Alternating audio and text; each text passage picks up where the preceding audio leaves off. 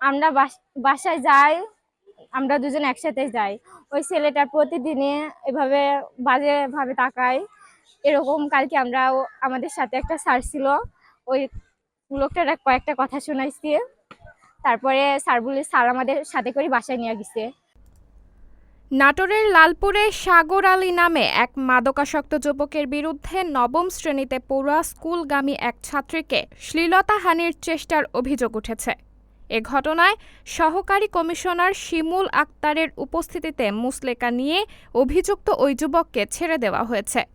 মঙ্গলবার ৮ অক্টোবর সকাল ১০টার দিকে উপজেলার ভেল্লাবাড়িয়া আব্দুল ওয়াহেদ উচ্চ বিদ্যালয় গেটের সামনে ঘটনা ঘটে। অভিযুক্ত সাগর উপজেলার মনিহারপুর গ্রামের ইন্তা আলীর ছেলে।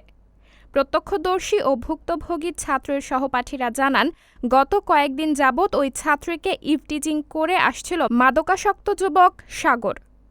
আমরা বাসায় যাই, আমরা দুজন একসাথে যাই।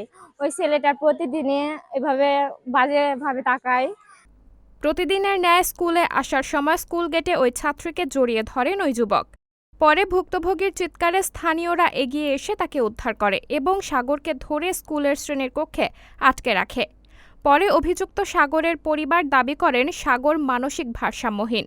খবর পেয়ে সহকারী কমিশনার শিমুল আক্তার ও লালপুর থানার পুলিশ ঘটনাস্থলে পৌঁছে উভয় পক্ষের সঙ্গে কথা বলে আলোচনার মাধ্যমে অভিযুক্ত সাগরকে মুচলেকা দিয়ে ছেড়ে দেওয়া হয়।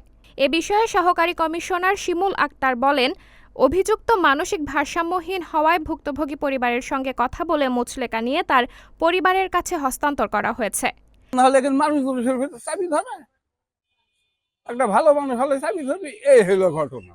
ওই ছেলেটা মেন্টালি ট্রিটমেন্ট হয় আমার জানা মতো, হ্যাঁ, ওই পাবনা হেমাদপুর মেন্টালে। এমন ঘটনার পুনরাবৃত্তি হলে আইনগত ব্যবস্থা নেওয়া হবে। সাবরিনা জলিল, সবার কথা।